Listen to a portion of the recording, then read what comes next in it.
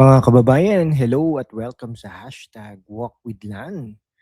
Okay, ako si Lan ng hashtag Walk with Lan. Ngayon, we are diving deep into the hottest political drama. Huwag kaduwag ha, Risa.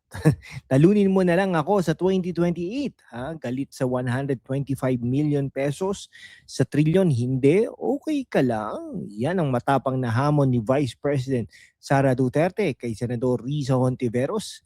Um, dalawang malakas na babae sa politika. Pero bakit parang WWE match ito ha? Para sa inyo na youth na scroll sa TikTok at OFWs na nagpapakahirap abroad, ito hindi lang chismis, it's about our country's future. Fact, ayon sa latest surveys mula 2025, si Sara ay frontrunner para sa 2028 presidency. Habang si Risa ay nagiging voice ng opposition. Pero bakit galit si Risa sa 125 million pesos na confidential funds ni Sara? Today, we will break it down intellectually with wit and facts. Stay tuned ha, may twist sa dulo. Hit like if you are Team Truth. Subscribe for more. Okay, let's start with facts, hindi chismis. Noong 2022, ang Office of the Vice President, OVP, under Vice President Sara Duterte, nakatanggap po sila ng 125 million pesos in confidential funds mula sa Office of the President. So, ibig sabihin, inapprove yan ng President. Kung meron kayong i-impeach, hindi si Vice President Sara Duterte, kundi si Presidente Bongbong Marcos. Ayon sa Commission on Audit, COA, ginastos ito in just 11 days. 11 days po. Hindi 2 11 days. December 21 to 31, 2022. Si Risa Hontiveros bilang senador ay nagtatanong, nasaan ang transparency? Bakit secret? Nako po, kung ikaw magiging presidente, ganyan din gagawin mo. Sa Joint Circular Number 2015-01 ng COA at DBM, confidential funds are for national security, intelligence gathering, peace and order. Pero si VP Sara sabi, ginamit for safe and successful implementation ng programs like free bus rides, tree planting, feeding. Sounds good, right? Pero if it's for public good, bakit secret? Para sa mga kabataan, parang yung group chat nyo na confidential pero leaked anyway. Imagine your remittances going to secret projects. Gusto nyo ba ng accounting? Fact check. Sa 2023 Senate hearings, okay, si Risa pushed to reallocate the funds to education and health, agreeing with Sara na kaya mabuhay ang OVP without it. Pero bakit push pa rin ang impeachment? No? Susunod, bakit duwag daw si Risa? Okay, comment down below, Team Sara or Team Risa? Ngayon, let's be critical but fair. Si Risa Hontiveros po from Akbayan Party List ay kilala sa social justice advocacy. Free health, education, women's rights, props to that. Pero sa issue na ito, bakit parang selective ang galit? The national budget is over 5.7 trillion pesos in 2024. At 125 million pesos is ilang porsyento lang, 0.002 percent lang. Parang isang drop sa karagatan. Bakit galit sa maliit na amount na ito? Pero silent sa bigger scandals like PhilHealth funds na nawala billions. Parang galit sa 125 million pesos pero okay sa trillion na pork barrel. Hindi ba not okay ka lang, Risa? Ay nako. Sa 2025, si Risa led the push for Sara's impeachment over betrayal of public trust, misuse of funds, even linking to murder allegations. Pero, nasaan ang ebidensya? Mostly, testimonies na question pa para sa mga kabataan. This is like cancel culture on steroids. Instead of debating policies, diretso impeachment. Para sa mga OFWs kayo na nagpapadala ng pera para sa bayan, gusto nyo ba ng politika na puro personal attacks? Bakit hindi maghintay sa 2028 elections tulad ng hamon ni Sara?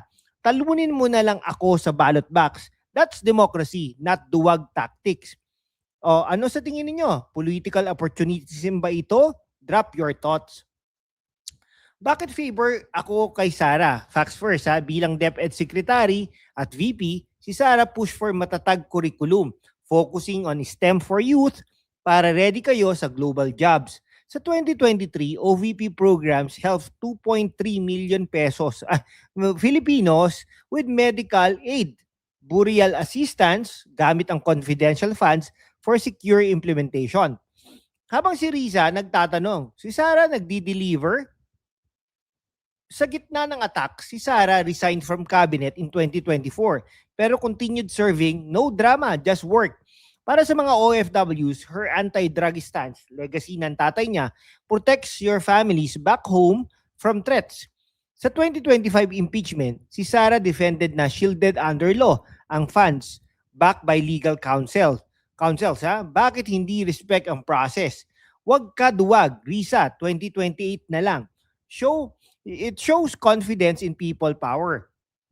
Ngayon, isang OFW sa Dubai shared sa comments mga last video, si Sara ang hope namin para sa strong leadership.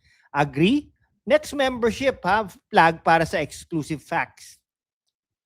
Mga kababayan, sa mundo kung saan ang kasinungalingan ay nangingibabaw, ang katotohanan ng unang sinisikil. Pero kasama kayo magpapatuloy tayo sa laban, walang takot, walang kinikilingan, at laging handa para sa bayan. Sumali na sa aking YouTube channel membership sa #WalkWithLan at tulungan natin ang channel na maabot ang 100,000 subscribers.